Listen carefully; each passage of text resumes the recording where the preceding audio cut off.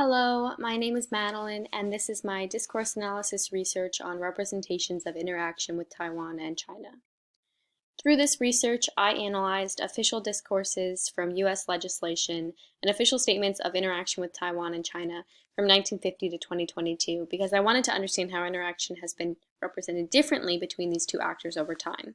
The actors I analyzed were U.S. Congress, presidents, Secretary of State, and Director of National Intelligence. I analyzed representations of Taiwan and representations of China separately in order to understand how they changed representations of U.S. interaction in their relationship. The methodology of this research is discourse analysis, in which I used strategies of double reading to code and understand texts. I analyzed over 30 texts of U.S. official discourse. This included bills, commentary on bills, and statements from official actors such as secretaries of state and presidents of the U.S. They analyzed the relationship between the U.S., China, and Taiwan, and most of the documents attempted to navigate how the U.S. would deal with both and setting formal relationships for their relationship with both China and Taiwan. This being set in the context of a civil war in 1950 in which the former nationalist government of China was pushed to Taiwan and has since had waxing and waning tensions with the People's Republic of China. So you have the People's Republic of China, we now call China, and the Republic of China, we now call Taiwan. U.S. interaction in the relationship has mainly existed in two ways, and these have changed over time: in protecting the status quo and in strategic ambiguity, where the status quo is upholding the current status of the conflict, and strategic ambiguity is not allowing either side to understand where the U.S. true interests lie and what the U.S. would do in any potential conflict. So remaining ambiguous in alliance, allegiance, and reaction to potential conflict. Below are some of the codes that I use, divided into two groups: association and interaction pairs. So on the left, there are associations of negative and positive feelings, so danger and peace, aggression and defense, paired vertically as opposites, while on the right are interaction pairs that I used in predicate analysis, which means finding which nouns and adjectives are assigned to actors in research and understanding how these affect representations.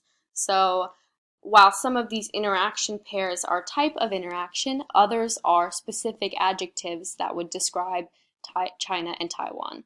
So you see strategic ambiguity, status quo, time for U.S. interaction as potential types of interaction, while communism, democracy, stability are all forms of descriptions of the actors themselves. This is just a timeline of the documents and texts that I analyzed. So in green are documents that dealt with and referenced China specifically, while gray are the same for Taiwan. This is a continuous timeline, so it starts here at 1950, continues down, starts again up at 1995, and down to 2022.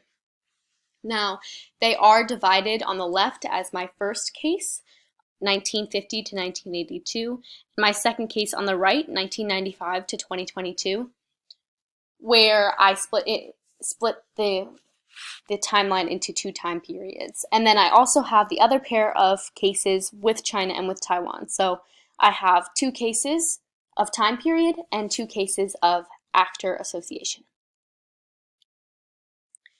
I feel like this is a good introduction to the results of my research: two word frequency diagrams of the 100 most common words in text coded with China and text coded with Taiwan. So just some of the words that stand out for both.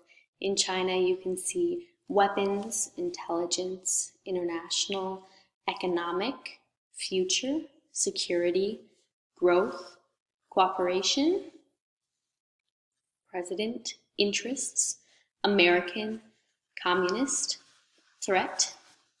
Whereas with Taiwan, you can see international, defense, relations, support, republic, participation, agreement, respect, policy, peaceful, organizations, commercial, defensive. So just themes of defense and support for Taiwan, whereas with China, it's emphasized through US interests. There's also an interesting difference between future with China and current with Taiwan, where you can see in the Chinese word frequency, you have growth, and with Taiwan, you have maintain.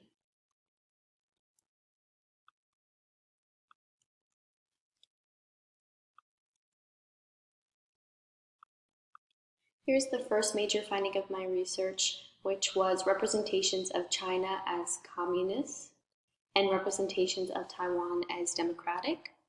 And then through that, representations of communism as dangerous and representations of democracy as peaceful.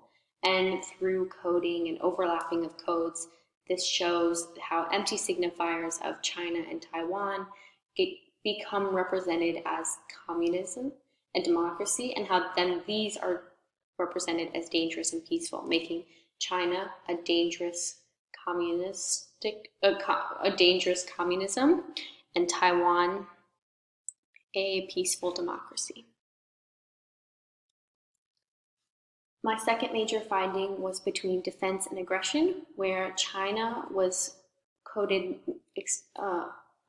more frequently with aggression and Taiwan more frequently with defense. While Taiwan is represented through this defense, China focuses on aggression, and this is seen mainly in two documents, one of which is the Biden address to a joint session of Congress.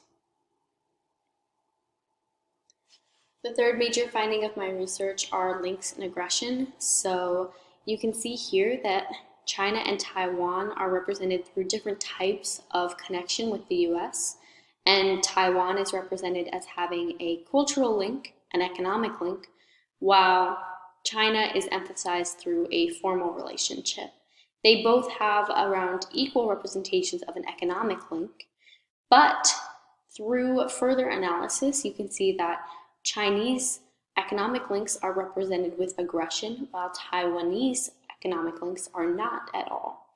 And this was done by using the codes China and Taiwan as search requirements in a matrix coding query, and looking then at a comparison between the code for aggression and the codes for cultural link and economic links.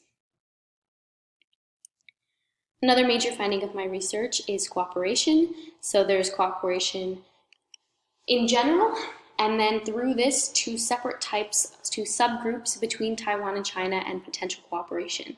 For China, most of cooperation was potential cooperation, whereas with Taiwan, it was mostly neither between China and Taiwan or potential cooperation. For both, between Taiwan and China was not emphasized nearly as much as cooperation with the US, and China was focusing on the potential for future cooperation. Both focused mainly on cooperation with the US instead of cooperation between China and Taiwan.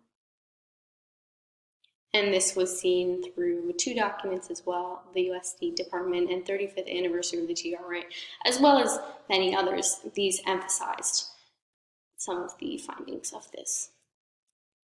Finally, here are two case comparisons where my first two cases of with Taiwan and with China are compared, and then my two cases of time period are compared. And one interesting finding of this was the appearance of democracy in the second time period, where it did not exist in the first. So this concludes my research presentation on representations of Taiwan and China, as well as US interaction with their relationship. Thank you so much for listening.